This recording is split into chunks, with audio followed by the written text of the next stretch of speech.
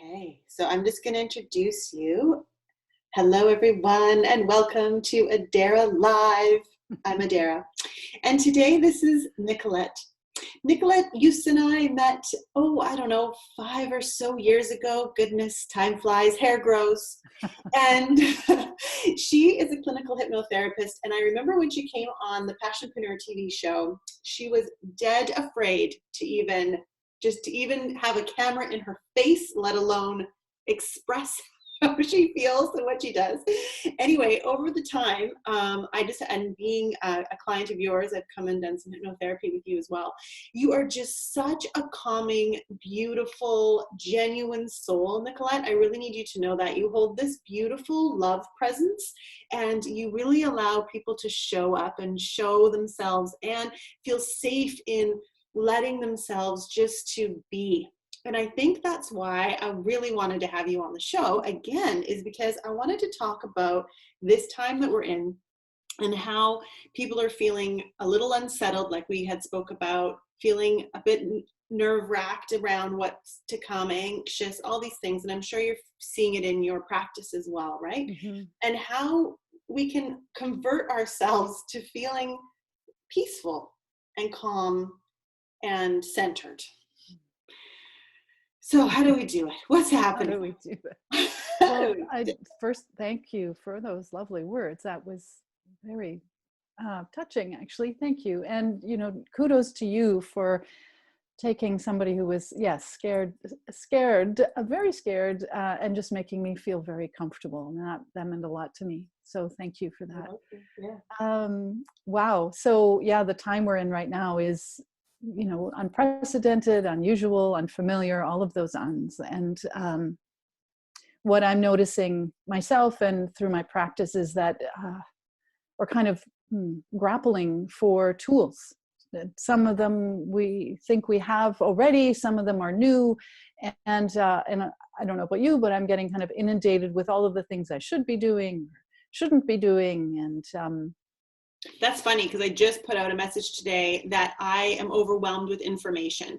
You know how it's like content is king and content is the thing. I'm just like, there's too much fucking content. Yes, right? There is a lot. Well, and actually, that's really interesting that you'd say that. I totally agree. There is so much. And I think what we have to do, or what I'm finding I have to do, is become really discerning. I have to really get clear about what I want to let in. And that doesn't mean I'm ignoring what's going on. It just means that maybe I've given myself some structure as to, okay, I look at the news during this hour, and, I make sure that I include other things, some other reading or talking to people or getting outside or whatever. So I think, it's really, in fact, kind of forced me in some ways to become extra discerning about what I let in. And, when you're talking about kind of the over stimulation that we're feeling, often that can put us into a heightened state of alert and fear, which, as we've talked about, the fight or flight. And I know that, many people have read about it, fight or flight, that instinct, that survival mechanism, and it's exhausting and not exactly the most chronically, definitely not great to be in that state for a long time. So when we're in fight or flight, we tend to stop thinking, and we hold ourselves super tight as well, and our mouth is dry and our stomach is clenched, and it's pretty uncomfortable. But really, the blood flow to the problem solving area of our brain is inhibited, and so we react.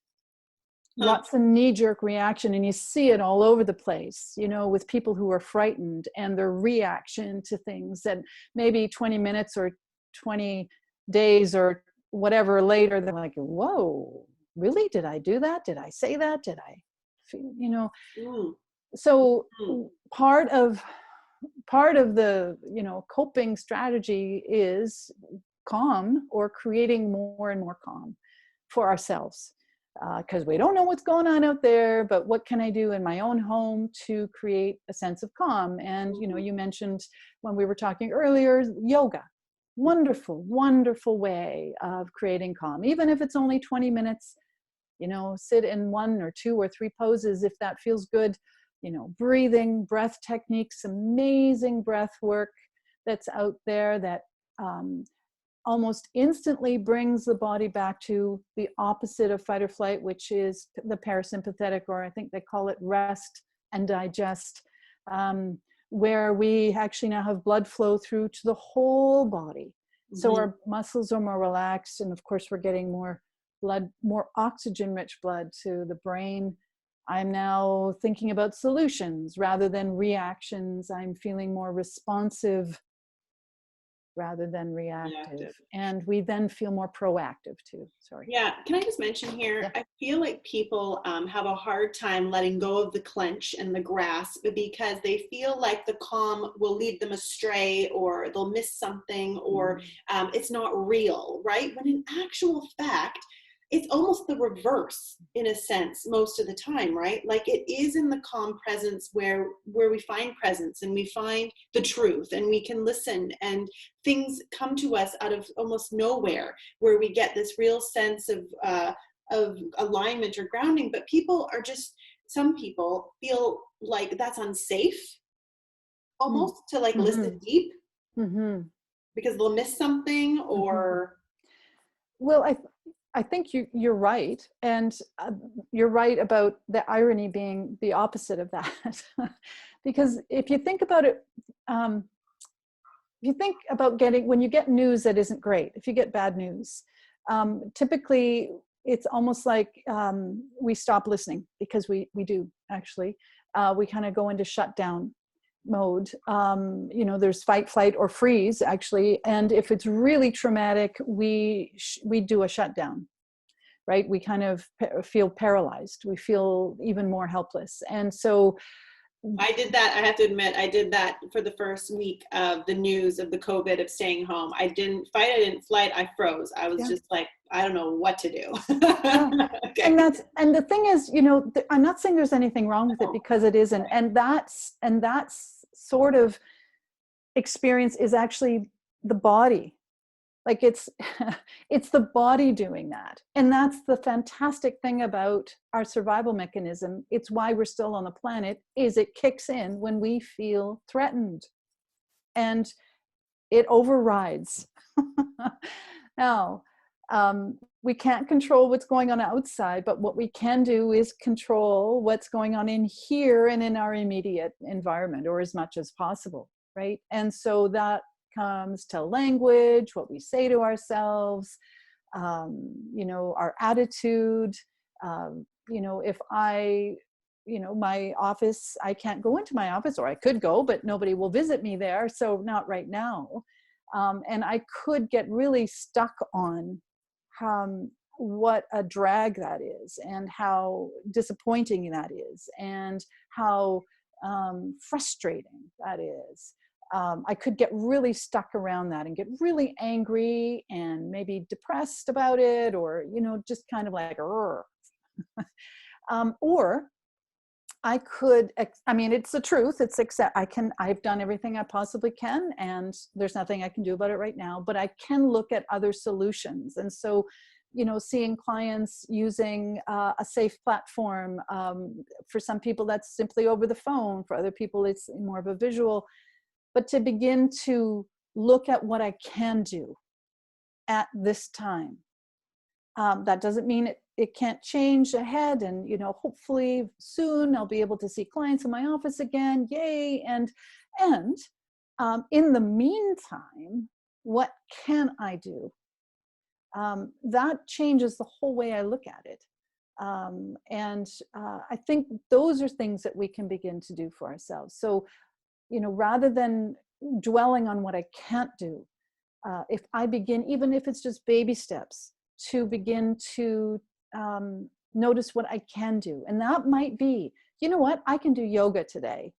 Okay, awesome, that's enough. Or I can go for a walk today, or I can call my friend today, or I can do whatever it is to help myself feel a little bit better or more connected, or more capable.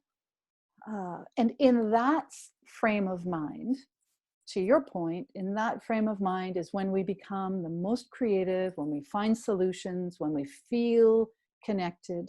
And when we are calmer, we are actually getting blood flow to the whole body, the brain included. And now it's like, oh, okay. So if I sit still, even for a moment, and even if I'm feeling scared, it's okay.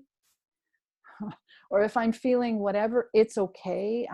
I'm going to figure this out, or I'm going to ask for help, or whatever I come up with that I think will help me feel a little bit better.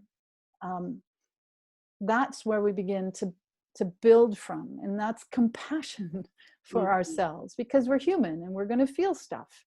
And right now we're feeling a lot of stuff we've been shoving over to the side for a long time. Oh, I'm too busy to think about that. Thanks very much. Oh, too busy to feel that. Nope, not doing it. Now we have the quiet time to do it. And it feels unusual and unfamiliar, but it's human to feel stuff. It's human to feel sad when things happen, when we're feeling a lot of grief right now for the way things were, right? And it's okay. It's okay, right? So, I often kind of look at it from the perspective of, if my best friend came to me and said, I'm really having trouble with something, I'm feeling really challenged, or I'm frightened, or I don't know what to do. What would I yell at them? No, I wouldn't yell at them, right? Would you yell at your best friend who came to you and said, no, I'd pull out all my tools. I'd be like, let's do some oracle reading. Let's have tea. Let's talk. Let's snuggle. What do you need? What do you need? What do you need? We hold space for people. What do you need? What can I do to help you? Tell me about it. Tell me what's going on. Let's figure this out. Oh, very easy to give that to other people, especially people we love, and often just, people in general that we see in need. So this may be the perfect time to begin to practice compassion for ourselves. And usually when I mention that to people, their eyes get really big and they're like, what do I do? How do I do it? Well, you know how. You know how to do it for other people. It might feel a little bit awkward at first, or a little bit, okay, I have to purposely do this. I have to consciously choose to be nice to myself today. But I'll tell you, over time, it gets way, way easier. It gets, and there's all sorts of philosophy of becoming your own best friend and all of those things. And it's the truth, right? But we're not told that when we're growing up. We're told all sorts of other things, which is a whole other ball of wax. But, why not? Why not? And you mentioned that, it's like, okay, no, I have to, that sometimes people feel I have to hold on to this other thing for fear that if I let go, I'll miss out on something. All the energy that we're using to hold tight, we could be practicing something new. And, that makes it feel good. Yeah. Well, what's the worst thing that could happen? I could feel good. And, or maybe the old teaching is, well, you have to suffer to learn anything. Well, actually, I guess my theory is a little different. To me, positive reinforcement is where we actually learn. If somebody yells at me, I'm going to shut down. Yes. That includes if I yell at me. Yes. Yes. This is so funny, because when we originally started this conversation, we were going to talk about how to find calm and how to just hang in the quiet. But I think what is really fostering coming through here, and I think is so important and is key, I think, to a really beautiful life for yourself, is as having that real self-compassion and the self-love, and not talking to yourself like an asshole, and recognizing when you're doing it, and to be able to have the skill and the consciousness and the wherewithal to really turn that ship around. Because you're right, when you berate yourself, you negate yourself, and you don't give yourself the power that you are, which is the person that makes all the choices in your life. Right? So Yes. And, and what's so great is there are avenues that, and especially I'm very excited about how, mindfulness has become so mainstream, yeah. and, breath work summits are available, and love yoga, right? Or walking, or it doesn't matter. Right? It doesn't actually matter. There isn't one way that, one size fits all. It doesn't work that way. I mean, we owe ourselves we owe it to ourselves to look. And, maybe we haven't had the opportunity to do that before, or we didn't have the tools, or we didn't know how. Maybe now is a good time to experiment and try things out and see what it's like. And you have time to see feedback. And, there's gratitude journals, beautiful ways to shift. When we begin to notice what we have, we notice even more of what we have. Mm-hmm.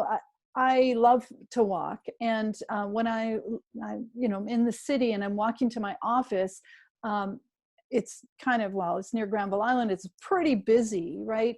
And so when I'm walking, I tell myself, when I leave my house, my apartment, I'm like, I'm going to listen for birds. That's my goal. That's all I'm going to do. I'm going to walk to the office. As in half an hour, I'm going to listen for birds. That doesn't mean there aren't ambulances and car alarms and cars honking and all of that other stuff.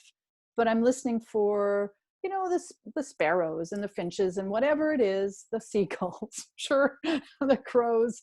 But I'm listening for birds, and that's what I'm focusing on. Yes, it's almost like meditation, technically, right? Like you're meditating on and that focus point of something, and that actually helps to relieve the mind, because it gives it one thing to kind of keep its eye on, and Yes. it cuts out the chatter, the honking, or even if you hear it, it doesn't come into have a thought, or it's not able to have a conversation with you. It's just like a train passing by. You're just, yeah.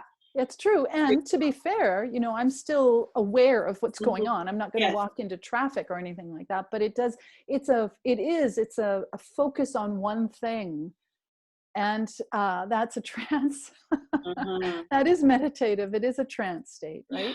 So when, mm-hmm. go ahead. I was just going to say, I think this time is really the time for us to focus on ourselves. And I don't mean that in a selfish way. I mean that humbly, like, what choices are we making, and why are we doing the things we're doing, and are we really happy? And I know I've had dozens of conversations with the people in my life talking about, moving and maybe getting a little hobby farm, and, cutting down their work hours. And like, people are really starting to be like, wow, I don't know if the way I was running my life was sustainable, long term. And I think the earth was saying the same thing. What you guys are doing isn't sustainable. So everybody just got to back it up a notch, Mother Nature. Yeah. Somebody was saying Mother Nature sent us to our rooms, right? Yes. You've been bad. Think about what you've been doing. Yeah. No, but I think it is, and actually I don't have an issue with selfish. I've always kind of looked at it from the perspective of, when I'm taking care of myself, I am in fact able to take care of everybody else that I love even more. True. Right. And, it's that story about, you get on an airplane and the flight attendant, it's like, put your own air mask on first and then, right. So the better we take care of ourselves, the more energy we have, to share with other people, which is what we want to be doing anyway, to be with those people. All right. So you've heard it here first. Nicolette and I have said selfish is a good word. Use it all the time. Be selfish. Come on. Self-care, right? Yeah. It's in the same zone. Self-care is huge, huge, huge. Yes. But Oh, sorry. I'm going to wrap this up, because I want people if they have a specific, I have something else I want to say though, but if they have a specific something that they're really wanting to overcome or dive into deeper or like have some more understanding about, that would be with you, right? They could book a Sure. call and you guys could safely, go through that. Or Absolutely. yeah, Yes, for amazing. sure. Oh, I just love you. We're also going to touch on the being piece because that kind Ah, of touched on the good, bad, and the indifference. It's like, can everything just kind of be neutral? Like, why do we got to label everything? The way we're feeling, the shame, the guilt, the blah, da, da, like just let it go. It's like not attaching these labels to our life and just mhm. allowing ourselves to fucking be already. You know? Yeah, well, wow. Yeah, and I think, the whole idea of having to do, and uh, part of some of the conversations I've had, and I was mentioning earlier, was that people are, well, I've actually got permission now to not do those things that I secretly didn't want to do anyway. I didn't want to go to that thing, or I didn't want to be involved in that, and now I have a way out. And I think that's really telling. I Yeah. think that's really telling. For a lot of people, this is a huge relief. It's like, oh, hallelujah, I don't have to do that stuff. And Hmm. I have a reason. And, what I'd say is, well, you have the right to say no anyway. Often we're kind of trained at a pretty young age to, be polite and always say yes, and don't say no, because no is means that it's a rejection and all of that stuff. And so we didn't actually get shown how to say no gracefully. What?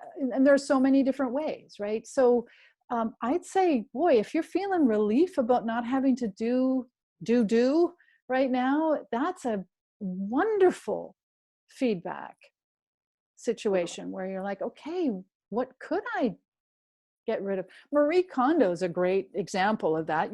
Does it bring you joy? Then keep it. If it doesn't, then give it Well, away. and I've had conversations with friends too that are like, wow, I was really saying no to way too much. Like, I really miss being with people and I really miss this and that. And they weren't ever allowing themselves to go and do those things. And now that they can't go do them, they're like, huh, I really miss, this or that. And I think that's really telling as well. It's like, well, why did you have the brakes on yourself when, you really wanted to go experience things, or your heart was craving, for you to learn guitar lessons? Like, it took a pandemic for you to ask yourself these things. It's Yes, good. It's it all is good. good. And I think your point of not labeling it is brilliant, because yeah, we could get really busy labeling all of the things we're supposed to be doing or feeling or not doing and feeling and all of that, or we can just be nice to ourselves and realize that we're doing the best we can in a situation that's like, what? And you know taking it one day at a time, which is all we can do anyway. But I think too, beginning to move inward. I'm a huge fan of moving inward, just to check in. And that could simply be, again, using breath or a body scan, progressive relaxation, I love that one, meditation. actually. That one Oh, was really hot, it's it's Yeah. wonderful, Yeah. right? And and as one is doing progressive relaxation, noticing the most relaxed part of the body and working from there outward. Kind of let it, if it's in your big toe, okay, my big toe is really relaxed. Okay, that's okay. Let it kind of emanate from there, the relaxed feeling. And that, I mean, it can take 5 minutes or half an hour, or you can go to sleep that way. It's amazing, right? But when we begin to go inward and ask ourselves, what do I really want? How do I really want to feel? Instead of, oh, I shouldn't feel that way. What do I want to feel instead? Oh, I shouldn't do that. What would I really rather do? What do I really want? I think that's And really great for me. I'm going to confess on this. If anyone's watched us for this long, they're going to get a really big confession from me. I feel like I have to let it out. But we just got a new puppy, right? And I have been, because of this COVID, kind of hanging on the couch more than I usually would, or just really kind of being lazier than usual, reading a book in the day, napping, this type of thing. And I think my dog is judging me, but it's me judging me. But I'll be like, God, I hope he doesn't think I'm this lazy, or like, fuck, I really should, I should, right? There's a lot of shoulding going on for me, being so like, oh, he must think his mom's so boring, and like, all these things. It's so crazy. I catch myself doing it, obviously. Third party is like, what? But yeah, it's really interesting how we never let ourselves, like, I can do the shame game all freaking day long. and how does that feel? Horrible. And how does it feel when I just give myself a whole like a bath in the day, and I feel like enjoying it, like really, immersing myself in the relaxation of it. It's like, that's way better. Yes. So why the hell would I like deny myself the joy? Because I shouldn't be doing that. But who said I shouldn't be doing it? Yeah. Anyways. Okay, session's coming up. I got some stuff to unravel there. I could see that. You're already on your way. You're already on your way. Oh, thank you so much, Nicolette, for coming on the show and a pleasure. Sharing your brilliance. I will gift everyone the meditation that you have. I'll put that below, and I'll put in your contact details because you're not on Facebook. We'll see how we can have a calmer, more peaceful, more joyous world by everyone taking a step back, going within, because there's a beautiful world in there to uncover, and enjoying the self-care, selfishness through selflessness at the same time. It's Oh, I like that. I don't know. I just made it up. I don't know. You said some good things too. I'm gonna have to rewatch this and write some stuff down. Brilliant, just brilliant. All right. Thank you so much, Adara. This has just been so much fun. Really. Always such a good Great time. to see you. My cheeks are sore. I've been smiling so much.